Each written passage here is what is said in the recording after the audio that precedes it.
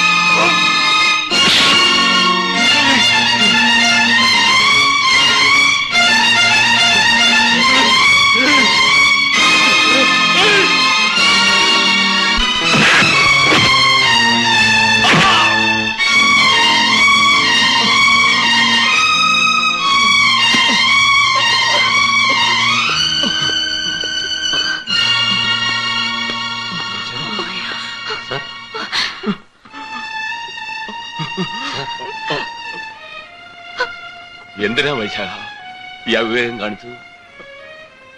ഞാൻ എന്റെ ലക്ഷ്മി അവളെ എന്റെ ലക്ഷ്മി അവളെ കാണാൻ. ബാലകൃഷ്ണനോടെ? Balakrishnan sir, Balakrishnan sir.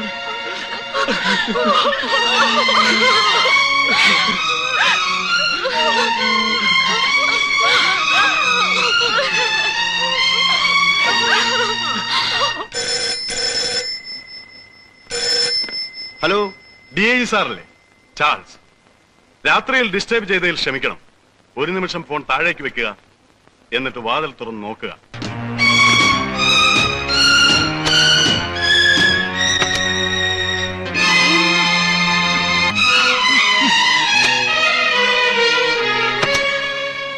Hello, കണ്ടില്ലേ? ഇപ്പോൾ ബോധ്യമായല്ലോ. ഇതൊരു തുടക്കം മാത്രം. വീണ്ടും 24 മണിക്കൂർ സമയം തരുന്നു. അതിനുള്ളിൽ ഒരു തീരുമാനമായില്ലെങ്കിൽ ബാക്കി ഞാൻ പറയണ്ടല്ലോ. ബൈ. ഹലോ.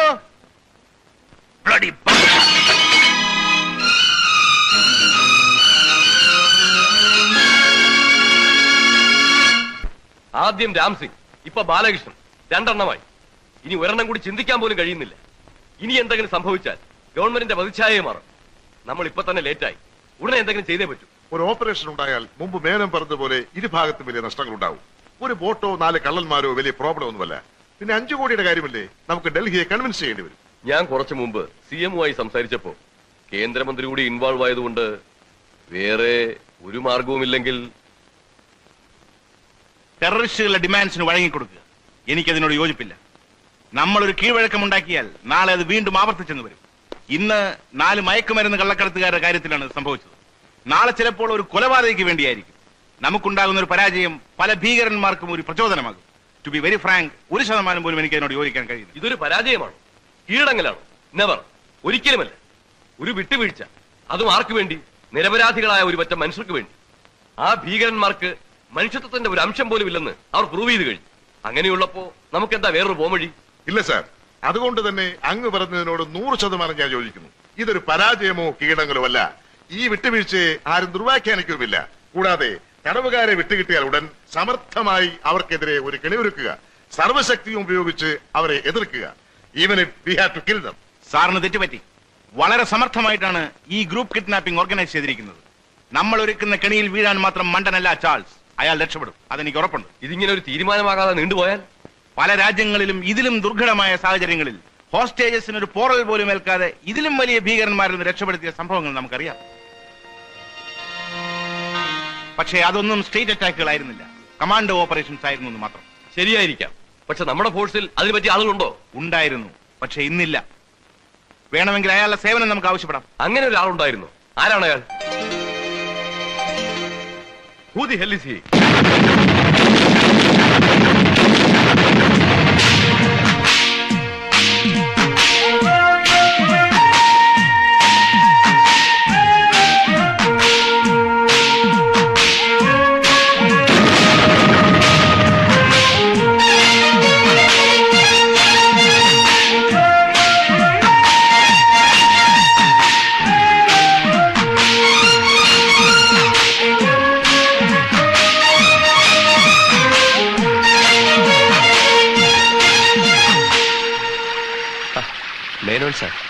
ഞാൻ വീട്ടിൽ അന്വേഷിച്ചു. അപ്പോഴാണ് southern explosives and mining corporation managing director ഇപ്പോൾ ഓൺ ഡ്യൂട്ടിയിലാണെന്ന് അറിഞ്ഞത്. നേരെ ഇങ്ങോട്ട് പോകുന്നു. ആരെങ്കിലും പറഞ്ഞു വിട്ടിരുന്നെങ്കിൽ ഞാൻ അങ്ങോട്ട് വരുമായിരുന്നല്ലോ. ആരെയെങ്കിലും പറഞ്ഞു വരേണ്ട കാര്യമല്ല, അതുകൊണ്ടാണ് ഞാൻ നേരിട്ട് വന്നത്. എനിക്ക് കുറച്ച് സംസാരിക്കാം. നമുക്ക് വീട്ടിലേക്ക് പോകാം സാർ. ഡിപ്പാർട്ട്മെന്റിലെ കുട്ടി ദൈവങ്ങൾക്കും വലിയ ദൈവങ്ങൾക്കും സുഖം തന്നെയാണോ സാർ? കരക്കാരെ കൊണ്ട് ജോലി ചെയ്യിപ്പിച്ച് ക്രെഡിറ്റ് കീശയിലാക്കുന്ന ഏർപ്പാട് ഇപ്പോഴും തുടരുന്നുണ്ടോ? എന്നെ പോലെ അപ്പാവികൾ ഇപ്പോഴും ആരെങ്കിലും കാണും ഡിപ്പാർട്ട്മെന്റിൽ. താനതൊന്നും മറന്നില്ലേടൂ. എങ്ങനെ മറക്കാൻ? Imran, you come with me. എങ്ങോട്ടാ സാർ? വരൂ പറയാം.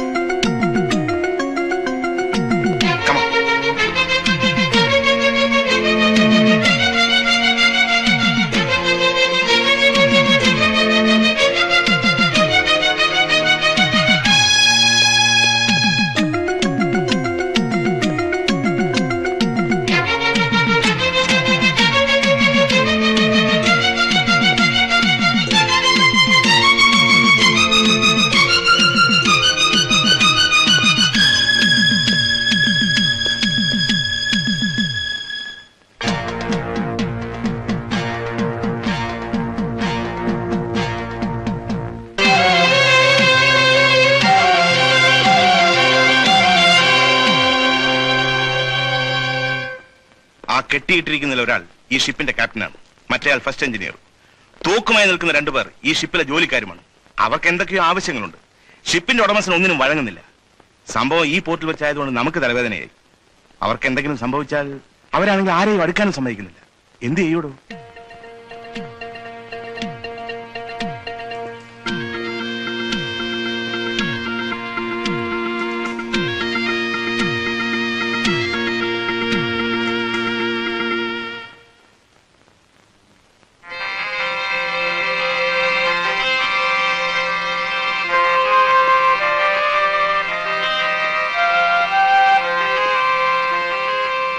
Hello,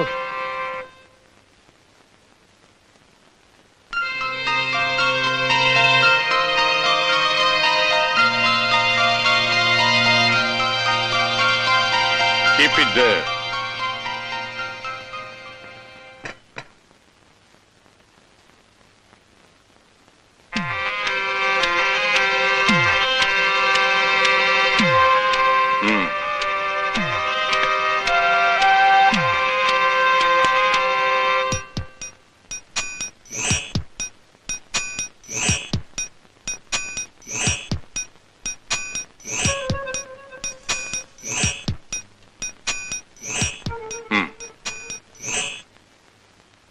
Taste it.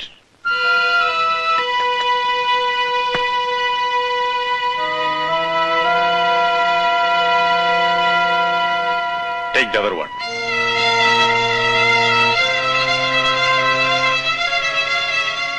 Take the chicken also.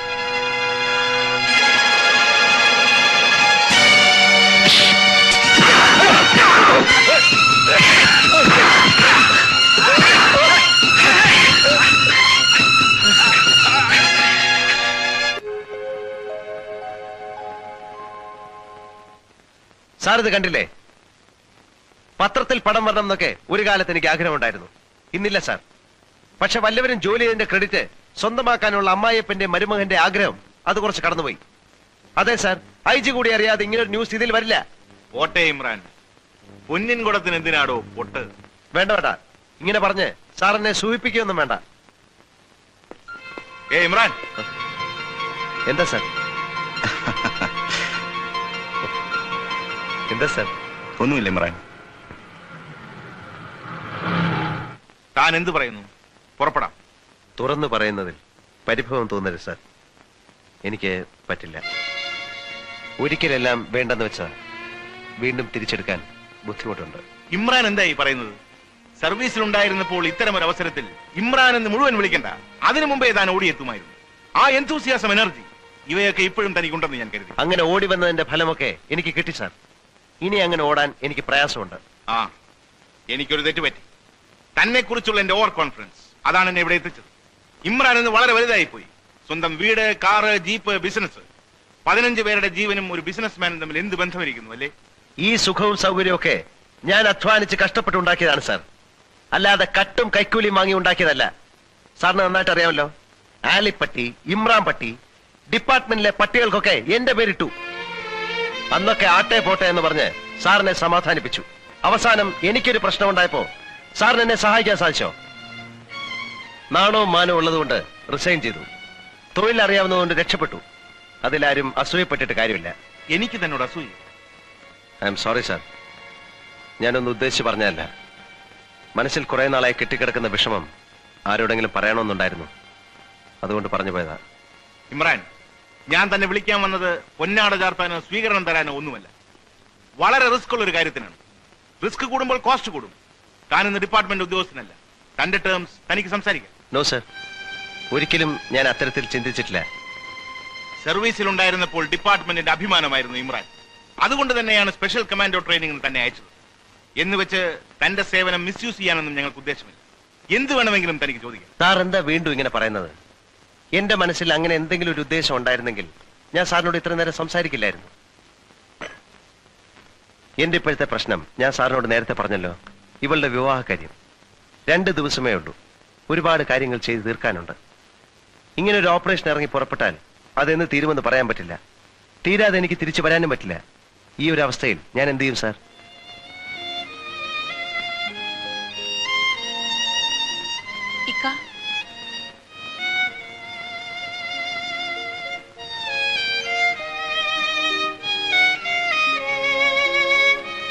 Sir പറഞ്ഞതൊക്കെ ഞാൻ കേട്ടില്ലായിരുന്നെങ്കിൽ ഇക്കായി നിർബന്ധിക്കില്ലായിരുന്നു. നീ ഇതെന്താ പറയുന്നത് മോളെ? ഞാൻ എങ്ങനെ പോകും? നിന്നെ നിക്കാഹാര നടത്തും? അത് സാരമില്ല. ഇക്ക പോണം. അവരെ രക്ഷിക്കണം. നിക്കാഹിനെ പറ്റി വിഷമിക്കണ്ട. അള്ളാഹുവിന്റെ അനുഗ്രഹം ഉണ്ടെങ്കിൽ അത് നടന്നോളൂ. മോളെ, നീ വിചാരിക്കുന്ന പോലെ അല്ല കാര്യങ്ങൾ.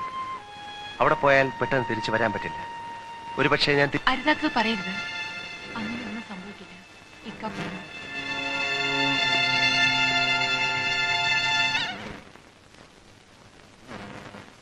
സാറ് പൊയ്ക്കോളൂ. അപ്പൊ ഇമ്രാൻ? ഞാൻ എത്തിക്കൊള്ളാം. Yes. Thank U.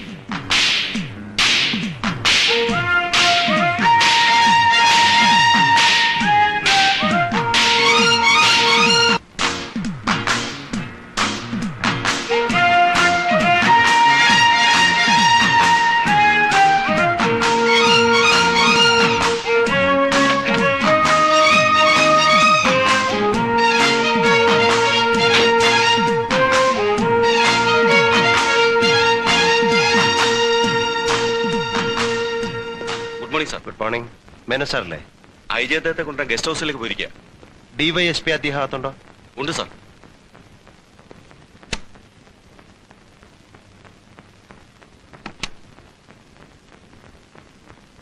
Good morning sir.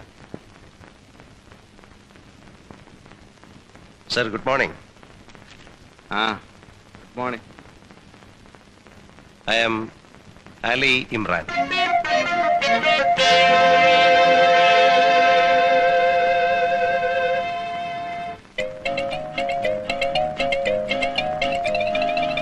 Very good. ഇതാണ് നല്ല ഒന്നാം തരം പോലീസ് പട്ടി. വാ വാ വാ. Come on. Come here. Stay, stay, stay, stay, stay, stay. എന്താ പിന്നെ ഇവർക്ക് പേരിട്ടിരിക്കുന്നത്? പേരൊന്നും ഇട്ടില്ല സാർ. ഒരു നല്ല പേരുണ്ട്. ഒരു വലിയ ട്രെയിനർ ഉണ്ടായിരുന്നു, അലി ഇമ്രാൻ എന്നായിരുന്നു അയാളുടെ പേര്. അലി ഇമ്രാൻ. അങ്ങനെ ഒരു ട്രെയിനർ ഉണ്ടായിരുന്നോ? തനിക്കറിയില്ലേ? ഇത് അലിപ്പട്ടി, ഇത് ഇമ്രാൻ പട്ടി. എടാ അലിപ്പട്ടി, അലിപ്പട്ടി, എടാ ഇമ്രാൻ പട്ടി. ഈ അലി ഇമ്രാന് വട്ടൊന്നും പിടിക്കില്ലല്ലോ, ഇഞ്ചക്ഷൻ എടുത്തല്ലേ? അതെ സാർ. എടാ അലി ഇമ്രാനെ വട്ടെങ്ങാനും പിടിച്ച് ബഹളം ഉണ്ടാക്കിയാലുണ്ടല്ലോ, ഷൂട്ട് ചെയ്ത് കളയാൻ. ആലി Patel, Imran Patel.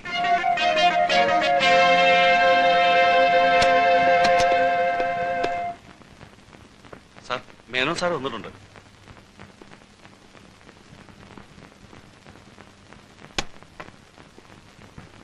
Good morning sir. ഇരിക്കും. കാര്യത്തിന്റെ സീരിയസ്നെസിനെ കുറിച്ചെല്ലാം മിസ്റ്റർ ഇമ്രാൻ മനസ്സിലായി കാണുമല്ലോ. സർ, ആസൂത്രിതമായ ഒരു ഓപ്പറേഷൻ നടത്തണമെങ്കിൽ ആദ്യം ആ സ്ഥലത്തെക്കുറിച്ച് വ്യക്തമായ ഒരു രൂപം നമ്മുടെ മനസ്സിലുണ്ടാകണം. കൂടാതെ ശത്രുക്കളുടെ എണ്ണം, അവരുടെ മെത്തേഡ് ഓഫ് സെക്യൂരിറ്റി, അവർ ഉപയോഗിക്കുന്ന ആയുധങ്ങൾ. അൺഫോർച്ചുനേറ്റ്ലി അതിനെക്കുറിച്ചൊരു വിവരവും ഇപ്പോൾ നമ്മുടെ പക്കലില്ല. ഇനി അതെങ്ങനെയെങ്കിലും കണ്ടുപിടിക്കാമെന്ന് വെക്കുക. അവർ സാറിനോട് പറഞ്ഞ 24 മണിക്കൂർ അൾട്ടിമേറ്റം ഇന്ന് തീരും. നമുക്കാവശ്യം സമയമാണ്. അതിനെന്താ വഴി? That's our first problem. ഇനി സമയമൊന്നും നീട്ടിക്കിട്ടാൻ പോകുന്നില്ല. സമയം നീട്ടിക്കൊണ്ടു പോയാൽ മരണം പിന്നെയും സംഭവിക്കും. അത് ഒഴിവാക്കിയേ പറ്റും. ഇമ്രാന്റെ ഈ ഓപ്പറേഷന് എത്ര ദിവസം വേണ്ടി വരും? സ്ഥലത്തെക്കുറിച്ചും അവരുടെ സെക്യൂരിറ്റിയെക്കുറിച്ചും വ്യക്തമായി അറിയാതെ അത് പറയാൻ പറ്റില്ല സാർ. അതൊക്കെ ആലോചിച്ച് വരുമ്പോഴേക്കും പിന്നെ ബുദ്ധിമുട്ടേണ്ടി വരില്ല.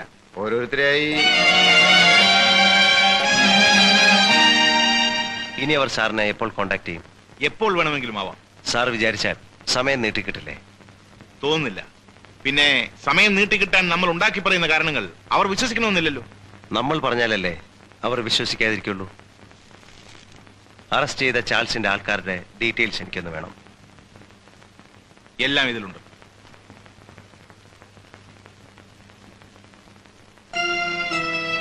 ഇവർ ഇപ്പോൾ എവിടെ ഉണ്ട്? ഇവിടുത്തെ സബ് ജയിൽ. എനിക്ക് ഇവരെ ഒന്ന് കാണണം, ഉടൻ വേണം. I will make the arrangements. Okay sir.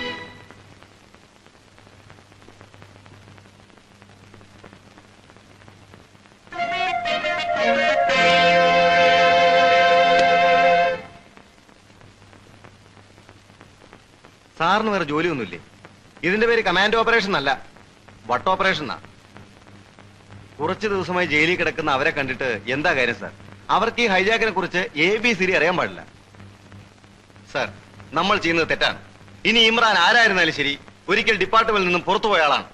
അയാളെ വീണ്ടും സേവനത്തിന് വിളിക്കുക, ഒരു ജൂനിയർ ഓഫീസറായിരുന്ന അയാളുടെ ആജ്ഞകളെ മറ്റ് സീനിയേഴ്സ് അനുസരിക്കുക. Raju, will you please shut up? Yes, I will keep my mouth shut. പക്ഷെ ഒരു കാര്യം, പട്ടികളെ ഒരുപാടൊന്നും വിശ്വസിക്കരുത്. You may go. സാർ, എന്നോട് വിരോധം തോന്നിയാലും വേണ്ടില്ല. സാറിന് എവിടെ നിന്ന് കിട്ടി ഇങ്ങനെ ഒരുത്തനെ മരുമോനായിട്ട്?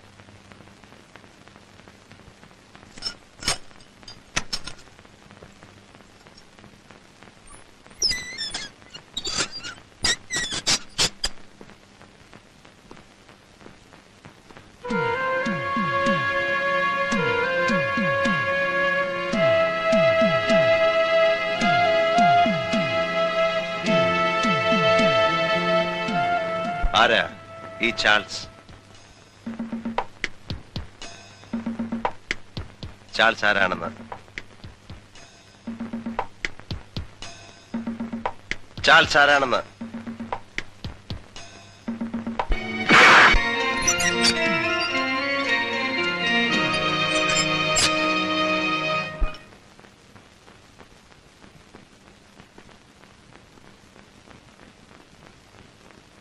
ഞാൻ പറഞ്ഞതൊക്കെ ഓർമ്മയുണ്ടല്ലോ. അതുപോലെ പറഞ്ഞാൽ നിനക്ക് രക്ഷപ്പെടാം. നിന്നെ മാപ്പ് സാക്ഷിയാക്കി വെറുതെ വിടും.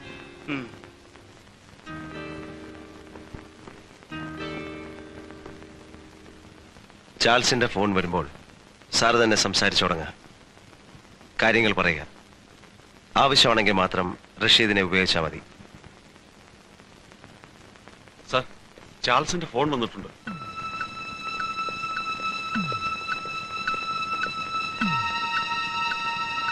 ഹലോ ചാൾസ്, ഞാൻ മേനോൻ. മനസ്സിലായി. എന്ത് തീരുമാനിച്ചു? ചാൾസ്, ഞാൻ പറയുന്നത് വ്യക്തമായി കേൾക്കണം. ഗവൺമെന്റ് ഭാഗത്ത് ചില അനക്കങ്ങൾ ഉണ്ടായിട്ടുണ്ട്. തടവുകാരുടെ കാര്യത്തിൽ ചില തീരുമാനങ്ങളായിട്ടുണ്ട്. പ്രോബ്ലം പൈസയാ. ഇത്രയും വലിയ തുകയ്ക്കുള്ള ഡോളറും ഗോൾഡും ആവുമ്പോ ഞങ്ങൾ നെഗോഷിയേറ്റ് ചെയ്തുകൊണ്ടിരിക്കുക. പക്ഷെ റിസർവ് ബാങ്ക് ഗവർണർ വഴങ്ങുന്നില്ല. PM-ഉം യൂണിയൻ ഫൈനാൻസ് മിനിസ്റ്ററും സ്ഥലത്തില്ലാന്ന് ചാൾസിന് അറിയാമല്ലോ. അവർ വന്നാലേ എന്തെങ്കിലും നടക്കൂ എന്ന വാശിയിലാണ് ഗവർണർ. അതിന് ഞാനെന്ത് വേണം? ഗവർണറോട് സംസാരിക്കണം. ചാൾസ്, ഞാൻ പറയുന്നത് കേൾക്കൂ. എനിക്ക് കുറച്ചുകൂടി സമയം വേണം. സമയമോ? നടക്കില്ല. അതിനെ കുറിച്ചാണെങ്കിൽ ഇനി സംസാരിക്കണ്ട. നിങ്ങളുടെ റഷീദ് ഇവിടെ ഉണ്ട്. റഷീദ് അവിടെ ഉണ്ടോ? എനിക്കറിയാം നിങ്ങൾ വിശ്വസിക്കില്ലെന്ന്. ഞങ്ങൾ പറയുന്നത് സത്യമാണെന്ന് റഷീദിന് അറിയാം. നിങ്ങൾ അയാളുമായി ഒന്ന് സംസാരിക്കണം. ആ ശരി, എന്നാ കൊടുക്ക. ഞാനാ ചാൾസ്, റഷീദ്. എന്റെ മുമ്പിൽ വെച്ച അവർ ബോംബെയിൽ ഗവർണറുമായി സംസാരിച്ചത്. DIG സാർ പറഞ്ഞതൊക്കെ സത്യമാണ്. റഷീദ്, നീ പറഞ്ഞൊക്കെ സത്യമാണോ? തുറന്നു പറഞ്ഞു, മടിക്കണ്ട. നിന്നെ അവർ ഒരു ചുക്കം ചെയ്യില്ല. ഞാൻ പറഞ്ഞത് സത്യമാണ്. ഫോൺ മേനോൻ സാറിനെ ഏൽപ്പിക്ക. ചാൾസ്. മേനോൻ സാറേ, റഷീദ് പറഞ്ഞത് ഞാൻ കേട്ടു. പക്ഷേ വിശ്വസിച്ചിട്ടില്ല. സാറിന്റെ സ്ഥാനത്ത് ഞാനായിരുന്നെങ്കിൽ അവനെ പോലെ 10 പേരെ കൊണ്ട് ഇതിലും ഭംഗിയായി കള്ളം പറയിപ്പിക്കും. മിസ്റ്റർ മേനോൻ, റഷീദിന് ഇംഗ്ലീഷിന്റെ ഒരു പൊടി പോലും മനസ്സിലാവില്ല.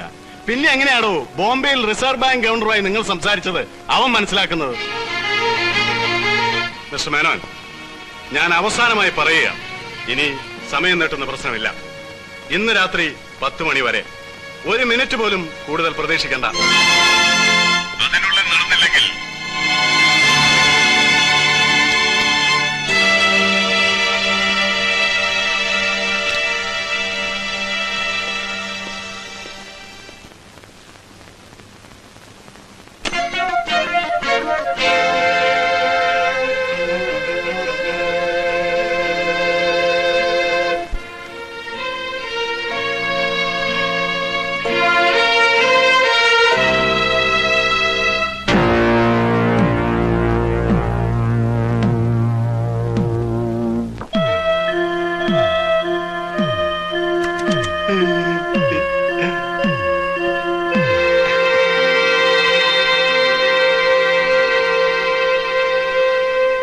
ഡോക്ടറെ വേണം.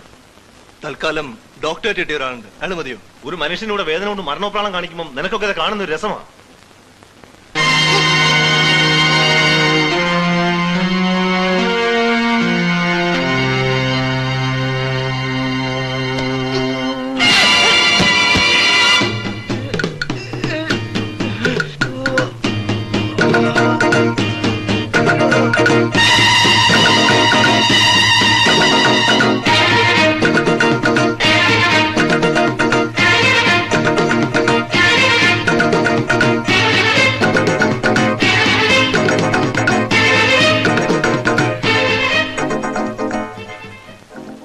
Want to kill me? Take this. Come on, take this.